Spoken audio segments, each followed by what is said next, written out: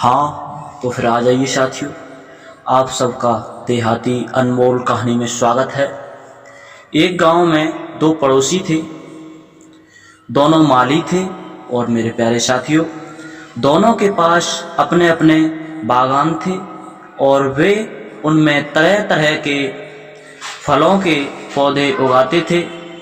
यही बागान उनकी जीविका के साधन थे। और मेरे प्यारे साथियों, उनमें से एक पड़ोसी बहुत सख्त था और अपने पौधों की ज़रूरत से ज़्यादा देखभाल करता था।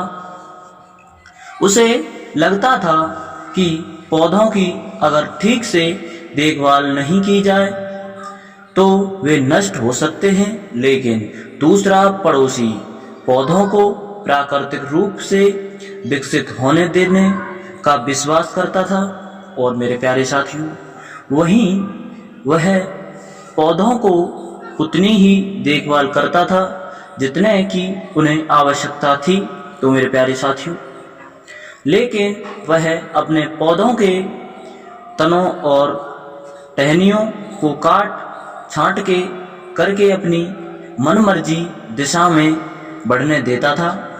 उससे वे स्वाभाविक रूप से विकसित होते थे। और मेरे प्यारे साथियों, एक शाम बहुत भीषण तूफान आया जिसमें भारी बारिश हुई। और साथियों, तूफान ने कई पौधों को नष्ट कर दिया। अगली सुबह जब सख्त पड़ोसी उठा तो उसने पाया कि उसके सारे पौधे उखड़ गए और बर्बाद हो गए। तो मेरे प्यारे साथियों, वहीं जब दूसरा पड़ोसी उठा तो उसने पाया कि उसके पौधे अभी भी मिट्टी में मजबूती से लगे हुए हैं। और मेरे प्यारे साथियों, इतने तूफान के बावजूद रिलैक्स पड़ोसी पौधे खुद ही चीज़ों का प्रबंधन करना सीख गए थे। इसलिए उसने अपना काम किया, गहरी जड़ें उगाई और मिट्टी में अपने के लिए जगह बनाई। इस प्रकार यह तूफान में भी मजबूती से खड़ा रहा।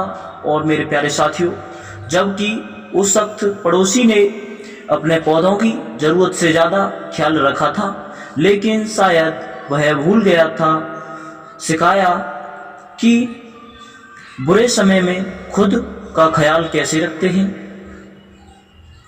और मेरे प्यारे साथियों, संदेश आपका, अभी या बाद में आपको खुद से ही सब कुछ करना होगा। जब तक माता पिता अत्यधिक सख्त होना बंद नहीं करते, जब तक कोई अपनी समझ के जनरूप काम नहीं सीख पाता। तो मेरे प्यारे साथियों, आपको इस कहानी से क्या सीख मिलती है? अपने काम स्वयं करना चाहिए मेरे प्यारे साथियों।